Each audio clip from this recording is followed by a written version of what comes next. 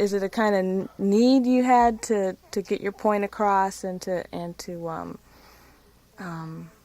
just sermonize, or was it just a new instrument for you to try out, a new tool? I think it's probably more the latter.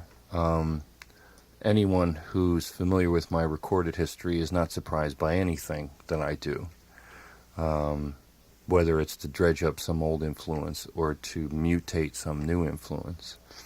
I think for a long time I had no interest in rap as a art form. First of all, I didn't think it was that new. You know, they tried to make it new. I mean, the new part was the way that it had been cheapened. It wasn't, because I remember rap. I remember the poets of East Harlem, you know, in the late 60s and things like that, you know, where it was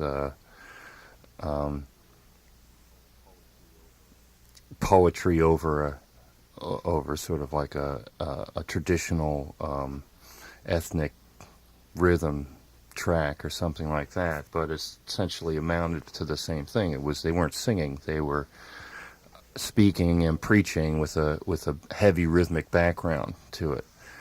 And then of course the whole toasting thing, you know, Jamaican music, and which is where contemporary rap more or less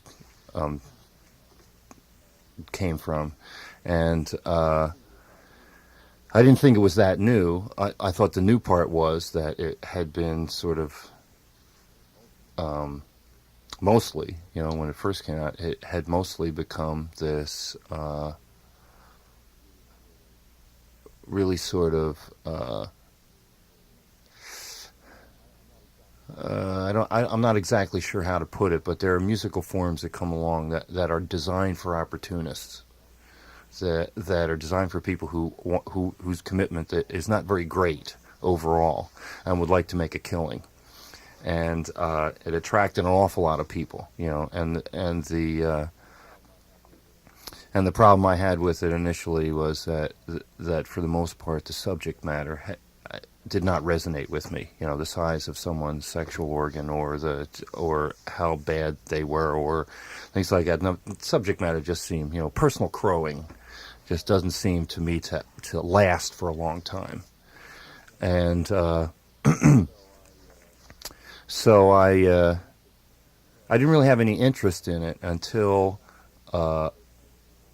certain other people started working in the form, or until serious people got into it, like Public Enemy and NWA and people like that started actually talking about things besides, you know, their sexual prowess or how fast they could talk, or, you know, just that personal crowing thing. You know, when they got into not only the